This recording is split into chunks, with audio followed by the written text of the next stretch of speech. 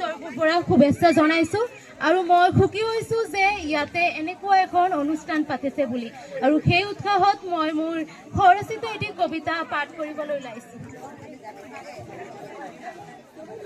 কবিতাৰ শিৰোনাম বহাগ তোমাক আদৰিছোঁ।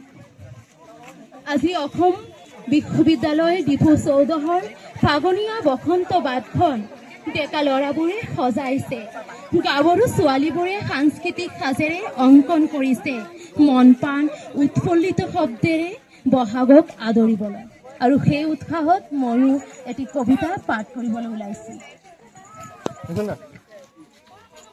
বসন্ত বতাহত বহাগৰ গোন্ধ, উত্তৰ হাঁহি পৃথিৱী বিয়পা, দক্ষিণৰ শিৰিকেৰে নৱযাত্ৰা, কবিৰ ভাষাৰে নহয় কেৱল এটি মাহ।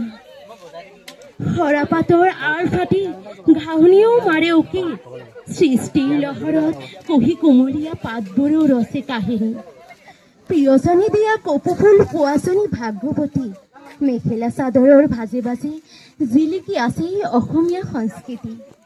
পুষ্পজনমী পবিত্ৰ দণ্ডৰ যাদুকৰী শক্তি, ঋতুৰ সন্দিত পস্তৰ বুকুত জন্মে সেউজীয়া পাত, অকলশৰীয়া কংকাল মদাৰৰ ডালত পৰিও আকাশ পাতাল মুকুৰিত কোকিলৰ অমিয়া মাত। আমি অসমীয়া মুক্ত হিয়া পৰিচয়ত জান জুৰিয়া, পেঁপা খোল তালৰ শব্দত কৰোঁ সৃষ্টিৰ থাপনা।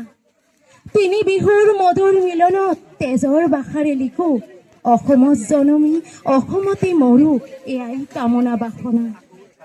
নমস্কাৰতেই আমাৰ স্বাভিমান, গামোচাত মান, শ্ৰদ্ধা ভক্তিৰে সন্মান। ক্ষুদ্ৰ বৰ্ণনাৰে আদৰিছোঁ বহাগী আমাৰ চহৰখনক। মুক্ততাৰ দুৱাৰত জুবিনৰ গীতেৰে মৰম চাচিল, কোমল উটৰ পৰশ সানি যোৱা প্ৰিয় ডায়েৰীখনত। ধন্যবাদ। ইয়াতে ভুল হ'ব পাৰে আৰু ভুলবোৰ ক্ষমা কৰিব।